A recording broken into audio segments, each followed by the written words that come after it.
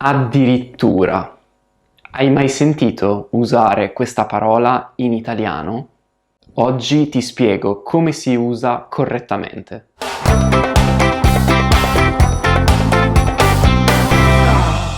Ciao, benvenuto in questo nuovo video. Io mi chiamo Giulio e insegno l'italiano. Se sei nuovo su questo canale, ti invito ad iscriverti, così non ti perderai tutti i prossimi contenuti per imparare l'italiano e conoscere l'Italia. Inoltre supporterai anche il mio progetto. Oggi ti parlo di una parola colloquiale molto diffusa in Italia. Addirittura. Addirittura è uno di quegli avverbi italiani che usiamo sempre e che può esserti utile per suonare in modo più naturale quando parli, per dare un ulteriore significato più preciso alla tua frase. Ti dico subito che puoi associare questa parola ad un evento o una situazione esagerata o insolita, quindi qualcosa di eccessivo oppure qualcosa che non succede tutti i giorni. Questo avverbio si può usare in mezzo ad una frase oppure singolarmente come risposta diretta in forma di esclamazione. Ti faccio subito vedere degli esempi per capire meglio. Il primo caso è addirittura usato insieme ad altre parole. Fabio è sempre in forma. Ha corso addirittura una maratona questa settimana. In questo caso voglio enfatizzare un fatto straordinario, come correre una maratona. Un'attività che non tutti potrebbero riuscire a fare. Si tratta, dal mio punto di vista, di uno stupore positivo. Prima di uscire di casa mi sono messo addirittura 2 maglioni, perché era freddissimo. In questo caso indossare 2 maglioni è l'attività insolita che facciamo solo in situazioni eccezionali di estremo freddo. Un sinonimo di addirittura che puoi usare in tutti questi esempi è persino. Prima di uscire di casa mi sono messo persino 2 maglioni perché era freddissimo. In Trentino Alto Adige si parlano addirittura 3 lingue ufficiali: l'italiano, il tedesco e il ladino.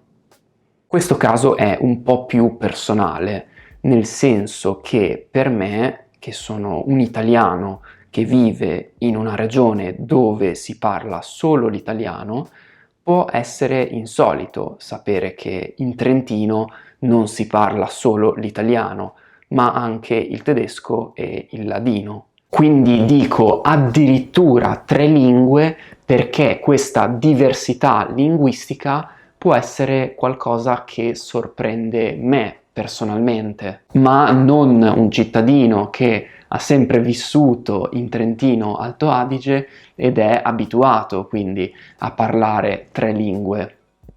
Ho fatto anche un vlog sul Trentino Alto Adige. Ti consiglio di guardarlo perché è un ottimo esercizio di ascolto e imparerai tante cose interessanti sulla cultura italiana. Ma ora vediamo un altro esempio. La tempesta è stata così forte che non solo ha danneggiato le auto, ma ha addirittura distrutto un albero. Quindi anche in questo esempio voglio far notare il mio stupore, in questo caso negativo. Dopo l'incidente sono andato a riparare l'auto e ho pagato addirittura 2000 euro di danni. Ancora una volta ho fatto un esempio di stupore negativo. Pagare questa cifra in Italia per un danno alla macchina può essere eccessivo e quindi un fatto fuori dall'ordinario, eccezionale e che mi stupisce. Ora ti ripropongo questi stessi esempi, ma questa volta userò l'avverbio addirittura da solo. Non all'interno della frase, ma come risposta alla frase iniziale. Guarda questi esempi. Fabio è sempre in forma. ha corso una maratona questa settimana. Addirittura! Vedi, in questo caso ci sono due frasi e due persone diverse che parlano. Quindi, dopo l'affermazione della prima persona, la seconda dice addirittura per esprimere meraviglia. Ieri era freddissimo, quindi prima di uscire di casa mi sono messo 2 maglioni. Addirittura. In questo caso sto dicendo addirittura 2 maglioni. Mi sembra eccessivo. Se non inserisco la parola addirittura nella prima frase, può utilizzarla il mio interlocutore per esprimere la stessa emozione di stupore che abbiamo visto nelle frasi precedenti.